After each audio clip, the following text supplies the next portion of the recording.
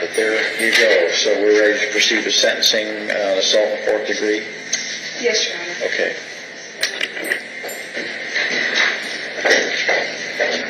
If Your Honor will recall, as I said, we had done a pre-plea. Originally, this was charged as a ballot measure 11 crime, and the state is always very reticent to have indicted on a ballot measure 11 crime and then to allow a plea to something lesser. However, this is, I think, an extenuated circumstance, not only in the result that we're going to get to, but also in the facts. Originally, the only statement that the defendant gave was that the victim was, quote-unquote, trying to rape her.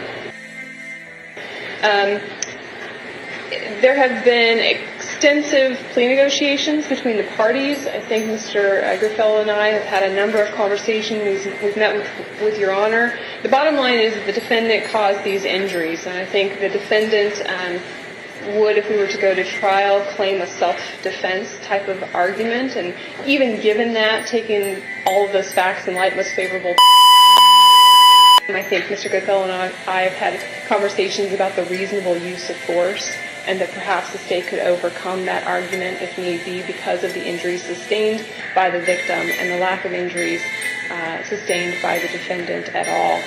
So given all of that, Your Honor, this is the result that we have come to. The defendant doesn't have any prior criminal history, and that clearly was another one of the circumstances that we took into consideration when fashioning this resolution. Again, I know that there's custody issues, and I think that we had taken that into consideration, and that's why we had said no personal contact, so that child custody could be facilitated by a mutually agreed upon third party. Your Honor, the state is recommending 30 days in the Yanaco County Correctional Facility. The agreement was that parties could argue about the time in jail, with the ceiling being 30 days.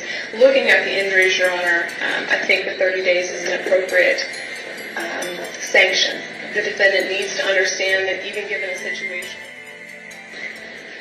I'm going to require that you pay a $107 unitary assessment plus a $500 Chapter 163 assessment, and you can meet with the folks in room 135 right down below where we are to make arrangements to pay that. If you pay it all at once, that'll be to your advantage, or if you pay it within 30 days, that'll also be...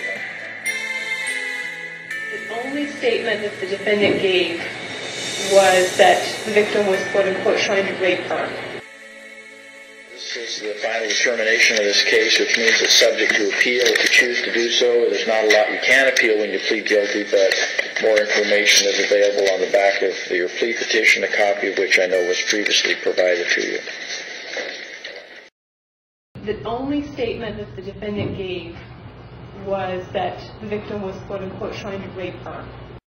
The only statement that the defendant gave was that the victim was, quote unquote, trying to rape her.